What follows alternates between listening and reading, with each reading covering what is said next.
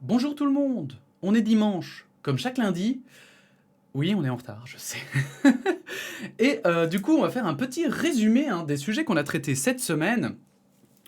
Il s'est passé tellement de choses, il s'est passé tellement de choses qu'il y a encore des sujets que je dois rattraper. J'avais encore vu des articles intéressants. J'ai pas pu parler de tout ce que je voulais.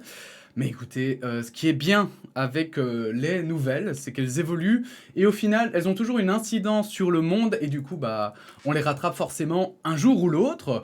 Mais du coup, voyons voir ce dont on a parlé cette semaine. Petit résumé.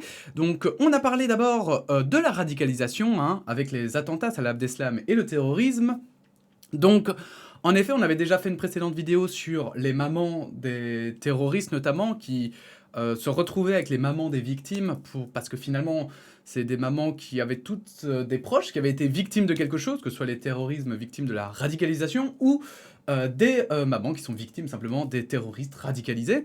Et ici, justement, c'était un article qui revenait sur Salah Abdeslam et qui refaisait tout son passage un petit peu, toute sa radicalisation, comment c'est arrivé. Et c'était fortement intéressant.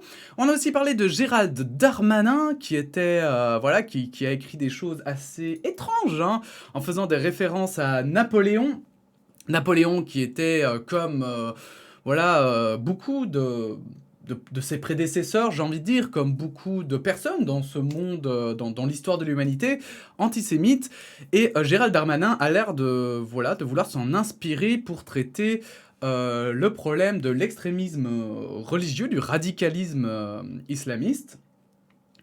Et en faisant ça, eh bien, il tient des discours assez étranges. On avait aussi policier abandonné par sa hiérarchie. Donc, on revenait sur le cas d'un policier des forces spéciales qui parlait de son intervention, qui revenait en détail sur son intervention pour arrêter un terroriste.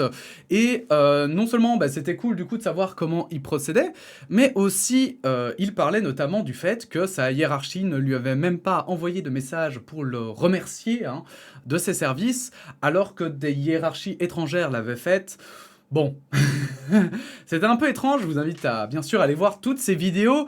On a parlé beaucoup du Covid une fois on s'est posé la question, est-ce que c'est une vraie menace ou pas? On a comparé avec les pandémies précédentes. On a aussi parlé du reconfinement. En Belgique notamment, on va encore en reparler aujourd'hui d'ailleurs, mais on parlait du reconfinement où notamment on avait une très belle chronique de Bertrand Haine où il posait la question mais c'est l'échec de qui finalement? Est-ce que c'est vraiment l'échec de quelqu'un? Est-ce que finalement on ne manque pas de recul? Bref, article extrêmement intéressant. Et puis on a terminé, évidemment, je ne pouvais pas passer à côté de Pierre Ménès. Pierre Ménès le boomer, une tempête dans le monde du sport où l'on se rend compte que les présentateurs vedettes, les journalistes vedettes sont parfois des gros relous. Voilà, même plus que ça d'ailleurs, j'ai envie de dire des petits criminels. Bref, voilà un petit peu pour le résumé de cette semaine. On va passer tout de suite aux commentaires de la semaine dans la vidéo qui va suivre. Voilà, merci à vous et à tout de suite.